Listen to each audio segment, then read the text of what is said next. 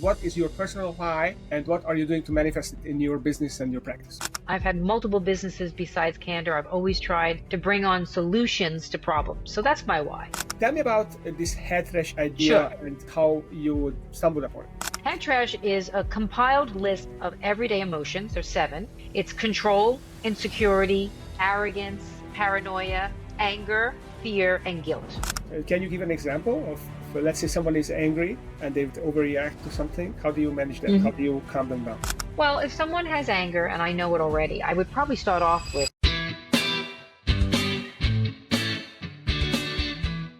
Before we dive in, a quick note. If you want weekly tools to grow and lead your business, sign up for my free newsletter at stevepreda.com/newsletter. Good day, dear listeners. Steve Preda here, the founder of the Summit OS Group.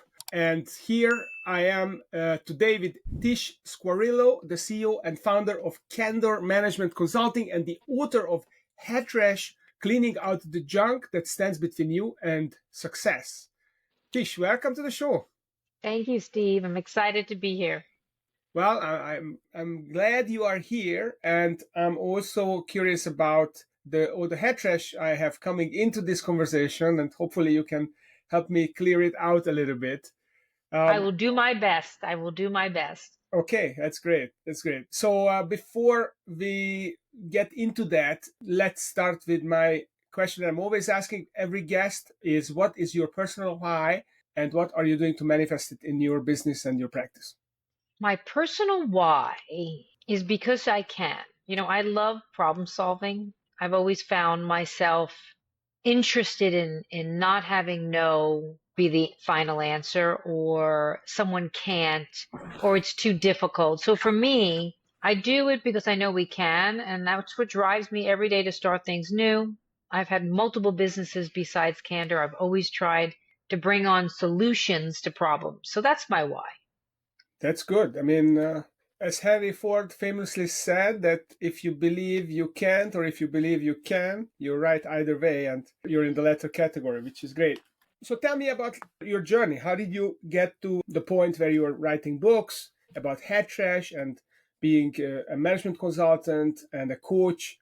What led you to this point in your life? Sure. I wish I could say it was a clear journey. I'm not as organized and had a plan, but everything I did was based on what I enjoyed and had passion for. And I think that in itself was the journey. So many years ago, when I graduated college, my first business at a school was a dog daycare and boarding called Doggy World Daycare.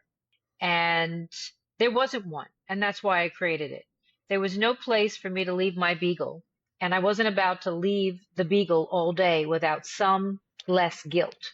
And I found a couple of people got involved. I had a business partner, and we started in 1997, the first daycare and boarding ever. Today, daycares are all over. Matter of fact, I just had my dogs groomed in a cute doggy spa. I mean, so quite honestly, from 97 to now, we have greatly evolved, but pre-97, we had nothing. Yeah. So I guess I'm one of those change agents from early on.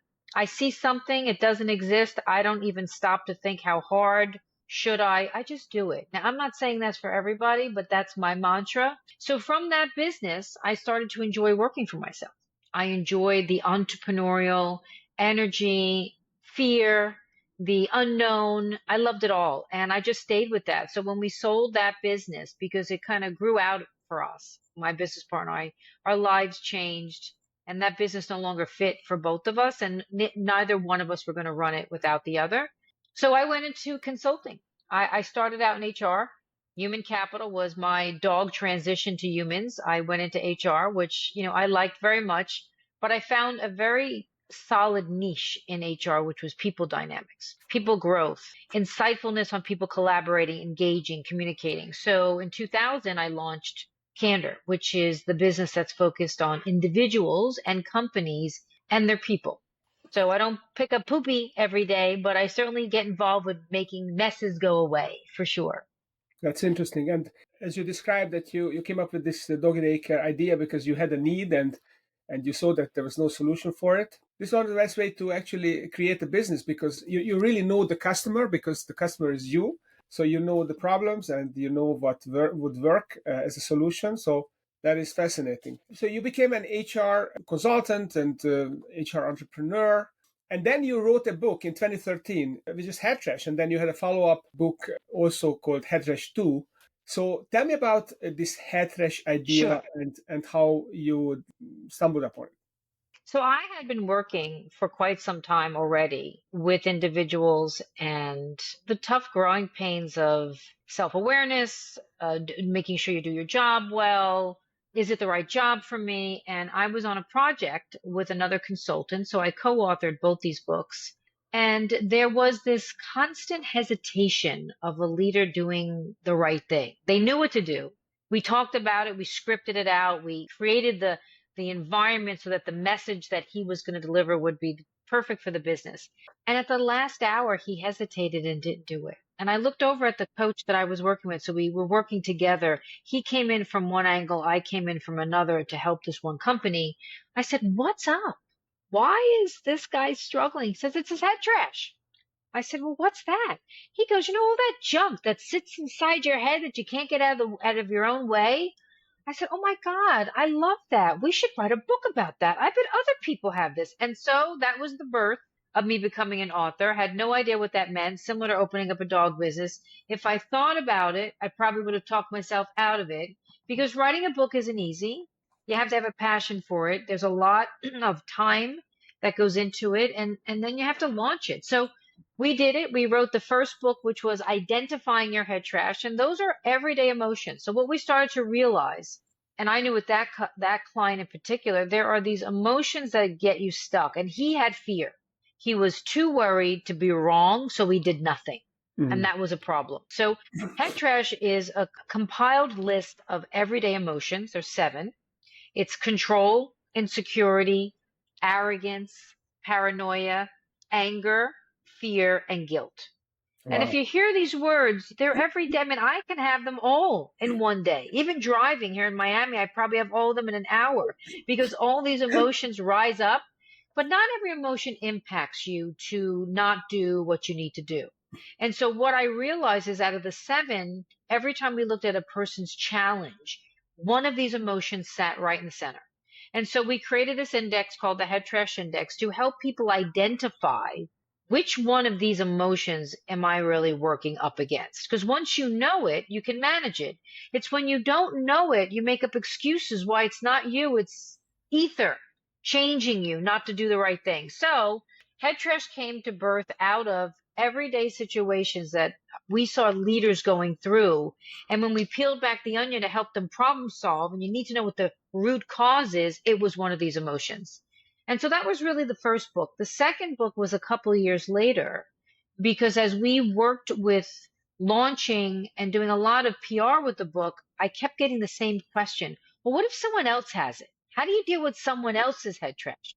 So that's what the second book is written about. It's taking head trash as you now are engaging with, living with, or someone you have to kind of work with that has these one of these 7. And the first one is very business focused. So my stories that I talk about are real business situations. The second one is actually life situations. So a lot more people might resonate Mm. because I talk about my background. I'm a Catholic, I'm Italian, and I have guilt as a neighbor. I mean, it sits at every table we go to, right? So there's things that as a personal side of us, these emotions impact us differently.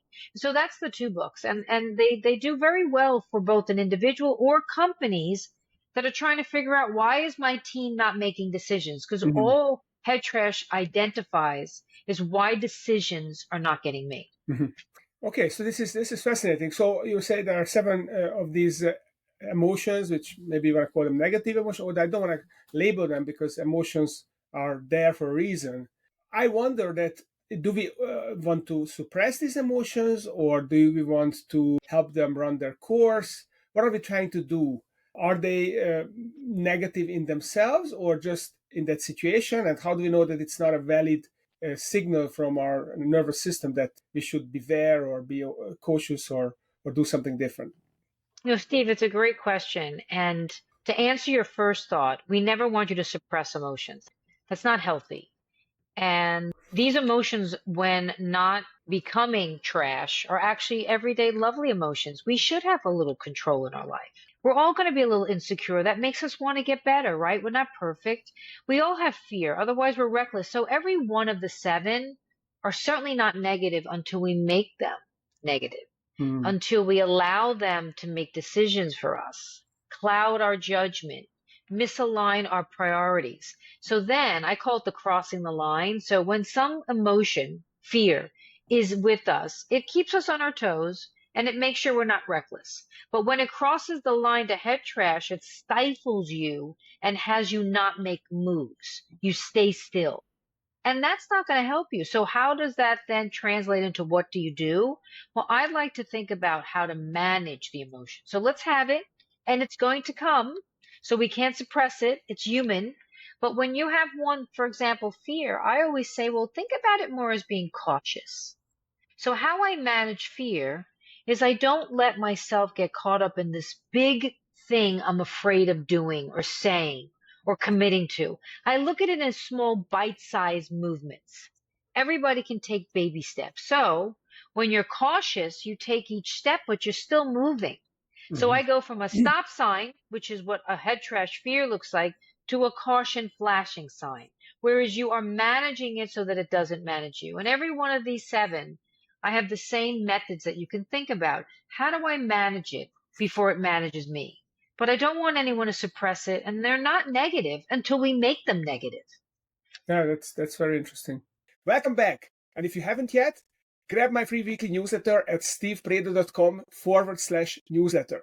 I like this idea of managing because sometimes you get stuck, and if you can take a few small steps, then you get unstuck, and then maybe you are more rational about the situation. You're not overreacting. Maybe an emotion is an overreaction, and then you can get back to the balance and have a more reasonable assessment of it. That's fascinating. So what are these different emotions? I mean, you mentioned some of them, but how do you manage these emotions? Are they all the same? So let's say, fear or insecurity, are they all managed the same way, or you need to do different things for each? Well, I would say first you want to identify, right? I do think these emotions are so casual. We have them all. So I can't imagine there's one person out there that has never felt one of these emotions. The key is to identify which ones catch us off guard and really cause us the challenges or become our head trash. Once we identify it, then we have to figure out what to do with it because it's not leaving and it is going to cloud our judgment. And that's the managing part. So each one has their own route to manage. So on fear, I try to give people baby steps to gain confidence, a clear head, and everyone can manage things small. Not everyone can manage things really big. So we could probably get through the process. It's like me and skiing. I learned very late. I look down at that mountain and I'm frightened every time. But I take little baby steps and I get down each mountain. And as I go down and I look back up, I realize, wow, look what I've done. But if I looked up and all the way to the bottom and didn't take baby steps and think, how am I going to get from there to there? I probably would stay frozen at the top. So it's kind of in that same way. Another example is insecurity. Insecurity is something most of us live through. We always question, can I, should I?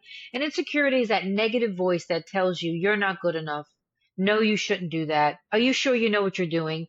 And I do think we all have that at some moment. I have it when I meet a new client. Can I help them? I always ask myself that. And then the other side of me says, of course you can, because insecurity isn't one of mine. But if it were, I would talk myself out of it. So how do you get through that? One is, first of all, look at what you are comfortable doing and think about the things you're good at, not always the things you're not good at. And I always tell people, take out a piece of paper and write 2 lists. Here's what I do well and why. Here's what I don't do well. And let's focus on the well stuff. Because if you pay attention to the positive things, your voice in your head starts to use positive words. And so that's one example of managing, say, insecurity, is to be able to really have you not beat yourself up, but pick yourself up. Because what insecurity means is you don't have self-confidence. So I have to work ways for people to get confident. And these little baby steps in the book breaks down each head trash by chapter, and each one by how to identify it, gives you little basic tools to use, gives you quizzes to take. So you really get familiar with owning how to manage it. And the last one I'll give you an example of is anger, which is my number. And anger doesn't mean I'm mean and nasty. That's not what anger means. Anger means we react. Someone who reacts to no or something that happened they didn't like, and their immediate reaction to whatever discomfort they have is not nice. That's anger, where you kind of react and you don't give yourself a chance to think it through and then respond. And so for me, I created something called the invisible zipper, which is zipping my mouth real fast because I could feel when anger is coming, especially with my 22 and 21-year-old. I could feel it from my pit stomach, ready to rise, and out my mouth will say stuff that I can't take back. But when I do this, because I have to be action oriented, usually people who react use your action oriented, use their hands, show their emotions. They need to do something because they're about to implode. So Mhm. the do something is I zip her up, and that motion reminds me why I'm doing it. Okay, don't say it, Tish. This is not a good time. Those are not the good word. I wouldn't be using those words. So I then talk myself out of reacting in that moment because time will be a better friend to someone with anger than wasting time. Yeah. My mother always used to tell me that count to 10 before you say something that's out of anger. Um, Yeah. and it's, And look, it's true. And my mother would say it's not what you say, but how you say it. So someone angry is allowed to be disappointed, upset, not happy. I'm not recommending you look past all that. Mhm. What I am recommending is how you're going to say you're angry, upset, Mhm. or disappointed. That's what's going to impact the situation. Yeah, that's great. I remember these stories I read about Lincoln, how he controlled his anger, and I forget the name of the participants, but there were some generals that didn't cross the Potomac and didn't chase the Southern troops, could have annihilated troops and kind of ended the Civil War 2 years early, but he didn't do it. He stopped at the river, and then the troops could recover. Lee's troops could recover and dragged out the war. And he basically, instead of reacting with anger, he basically wrote a letter but put it in the drawer and decided it was a better idea not to alienate that general and to use some other approaches. So that's fascinating. Now, Tish, I'd like to switch gears here and ask you about the opposite. So I agree Hmm. with you that when you have like an emotion that holds you back, you want to really get out of this lizard brain so that you can more objectively judge the situation. However, there's the opposite thing also is happening with entrepreneurs, which is the shiny object syndrome. When they get so excited about something that they should not be excited, or they should take a breath and kind of create some distance between that thing and what they are doing. And what that causes, people sometimes, entrepreneurs, business owners, they overwhelm themselves and then they create all sorts of chaos around them and with their staff because it becomes a stop go. They can't sustain the effort, and then they lose momentum that way, or they essentially get themselves in a negative cash flow situation. So, what is your thinking of that? And is your approach also able to handle this kind of overreaction rather than holding yourself back? Yeah. I would align the entrepreneur, which I'm one, and I'm a culprit of this at times, arrogance, because we're not listening. So Mhm, the one thing I'd always say to entrepreneurs, are you listening to what your people need, what your mhm, business is saying, what the market is saying?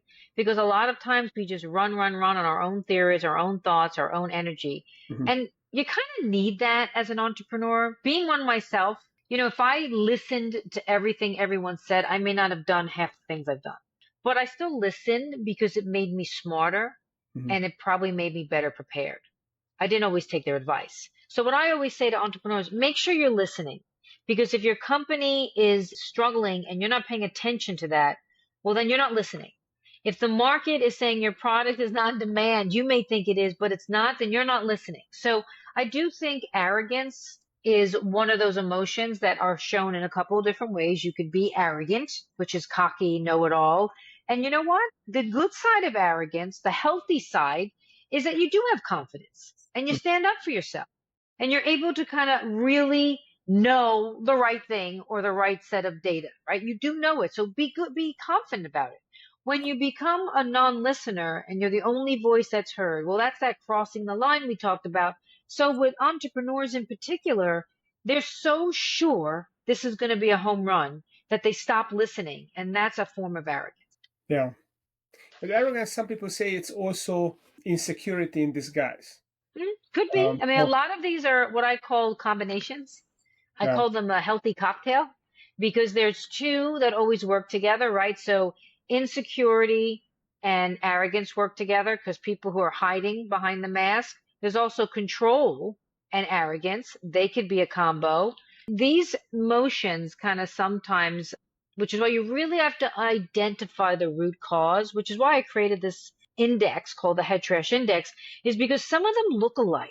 And if you're going to try to cure or manage arrogance, it's going to be different than how you'd manage insecurity, right? So I want to make sure you're going to work on the root cause of what's driving. There's always one. Now, one may feed into having a combo, but there's still the root cause. So the one with the insecurity root cause can be displayed as arrogance, as one of the things they do, but it's not an arrogance thing that they're struggling. They got to get self-confidence in who they are. They will then be able to shed the arrogant approach. yeah, that is so true. But that's a longer term process to build up Oh, the knowing confidence. what it is key. I do say people should spend the time to get to know who they are. Mhm. And I think people feel that's a waste of time because they know who I am. I see myself in the mirror. I know what I do. But the truth is, do we? And the only way you really get to know yourself is you start to look at how you impact others, how you impact situations you're in. You've got to be humble enough to step out of your body and watch what you do and how you do it, and then look at how that impacts. Because then you'll start to navigate whether or not where you really know yourself. Mhm. That's great. So what about when you are trying to fix the head trash of other people? Is this a different process? Well, it's not necessarily fixing it. Again, we're not going to have these emotions disappear, but when you identify them, you then can counteract and work with that situation. Mhm. So if you know someone's insecure, you don't go in and poke and criticize everything they do. Perhaps you go in and start to highlight the things that they do well and tell them they don't have to be great at everything, but you got these things you're really good at. No one's good at. So you start having positive conversations with them. So yes, there's a way to help manage with another who you're sensing or identify they have it, but you're not fixing. Yeah, yeah, you're right. It was the wrong word I used. Yeah. So basically, there's a process to manage that. And can you give an example of let's say someone is angry and they overreact to something? How do you manage that? Mhm. How do you calm them down? Well, if someone has anger and I know it already, I would probably start off with don't get upset. I'm going to tell you something. Let me finish it all out because I have it all spelled out. Or we may not be able to do this, but I have another solution. Let's talk about options. People who get upset, like me, who get an anger reaction, I don't like when my options are done.